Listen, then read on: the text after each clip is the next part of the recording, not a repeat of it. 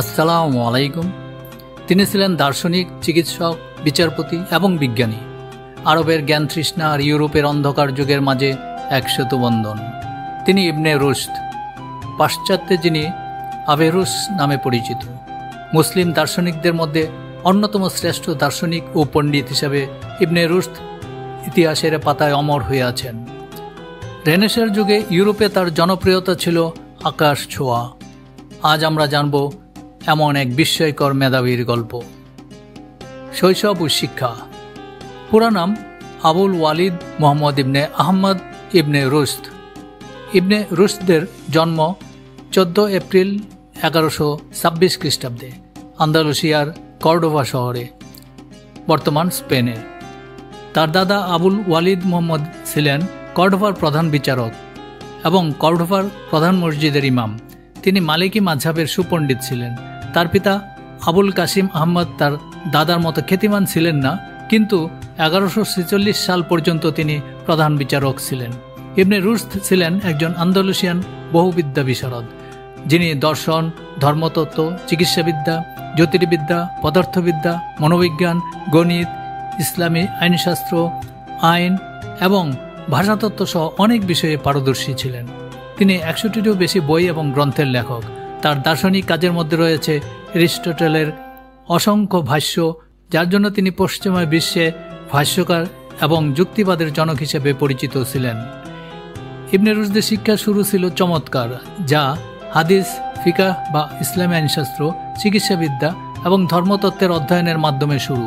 তার পিতামহের ছাত্র ইবনে বাশকুয়ালের কাছে হাদিস শিখেছিলেন। তার পিতা তাকে আইনশাস্ত্র সম্পর্কেও শিক্ষা দিয়েছিলেন। তিনি আবু জাফর জারিম আল তাজাইলের অধীনে চিকিৎসাবিদ্যা অধ্যয়ন করেন। ছোটবেলা থেকেই তিনি ধর্ম, দর্শন, গণিত এবং চিকিৎসাবিদ্যায় পারদর্শী হয়ে ওঠেন। দর্শনে অবদান। তিনি ছিলেন একজন মুসলিম দার্শনিক, যিনি বলেন যুক্তি ও ধর্ম পরস্পরের পরিপূরক। তার বিখ্যাত গ্রন্থ তাহফুত আল তাহফুত ছিল ইমাম গাজ্জালির তাহফুত আল ফালাসিফা এর জবাব।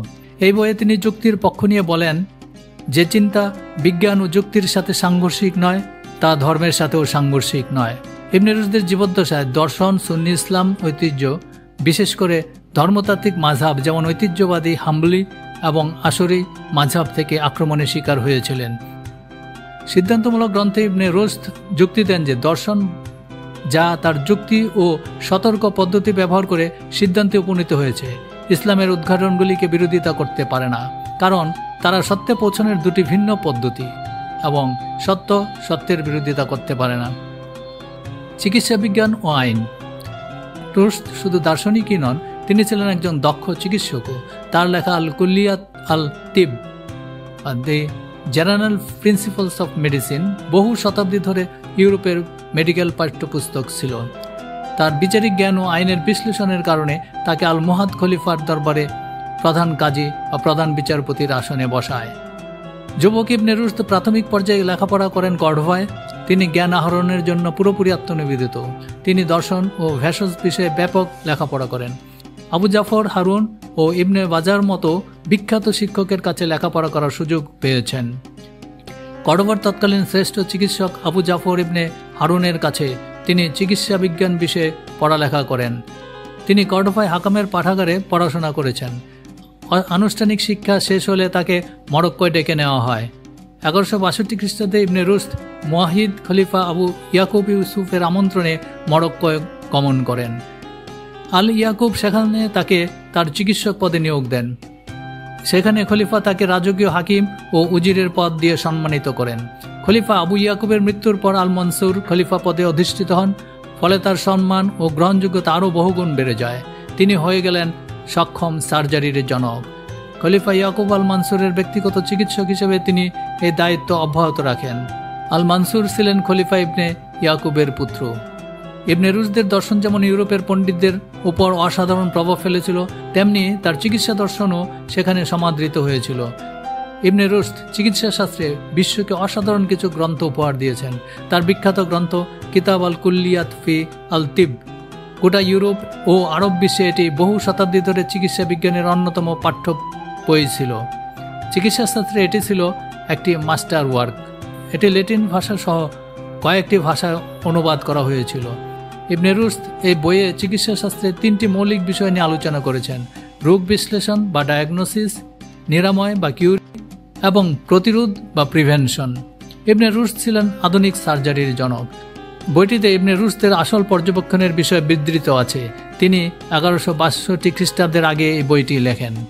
ইবনে রুশদ অন্য জ্ঞান বিজ্ঞানের সঙ্গে চিকিৎসা শাস্ত্র অধ্যয়ন করেছিলেন, তবে তিনি চিকিৎসায় খুব বেশি অনুশীলন করেননি। ইবনে রুশদ বিভিন্ন কঠিন রোগ শনাক্ত করেন এবং সেসব রোগের ঔষধও আবিষ্কার করেন। তিনি গুটি বসন্ত নিয়ে বিস্তর গবেষণা করেন এবং এই রোগ থেকে মুক্তি পাওয়ার উপায় বিশ্ববাসীর সামনে তুলে ধরেন। চোখের পুতুল কিভাবে কাজ করে তা বিস্তারিতভাবে ব্যাখ্যা করেন। ইবনে রুশদ মানবদেহের অঙ্গ প্রত্যঙ্গ আল্লাহর বিস্ময়কর সৃষ্টি হিসেবে স্বীকার করেন এবং মানবদেহের অঙ্গ প্রত্যঙ্গ নিয়ে জ্ঞান অর্জনের জন্য উৎসাহিত করেন। তিনি বলেন, যে ব্যক্তি মানবদেহের অঙ্গ প্রত্যঙ্গ সম্পর্কে জ্ঞান অর্জন করবে, আল্লাহর প্রতি তার ঈমান মজবুত ও দৃঢ় হবে। বিতর্ক, নির্বাসন ও মৃত্যু। তার যুক্তিনির্ভর মতাদর্শ অনেক আলেম ও রাজনীতিবিদদের বিরাগভাজন করে তোলে। শেষ জীবনে তাকে নির্বাসিত করা হয় মরক্কোর মারন শহরে, আর কিছু গ্রন্থও পুড়িয়ে ফেলা হয়। তবু ইতিহাস তাকে মুছে ফেলতে পারেনি। মৃত্যুর পরই ইউরোপে তার দর্শন আলোড়ন তোলে। 13 শতকে তাকে বলা হতো দি কমেন্টেটর, অর্থাৎ এরিস্টটলের শ্রেষ্ঠ ব্যাখ্যাকার। উপসংহার: ইবনে রুশদ ছিলেন সেই অন্ধকার সময়ে জ্ঞানের মশাল হাতে দাঁড়িয়ে থাকা এক সাহসী চিন্তাবিদ। তিনি প্রমাণ করে গেছেন যুক্তি, ধর্ম ও বিজ্ঞান একসাথে চলতে পারে।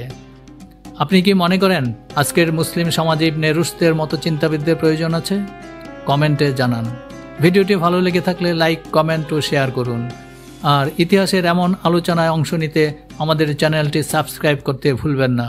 ধন্যবাদ।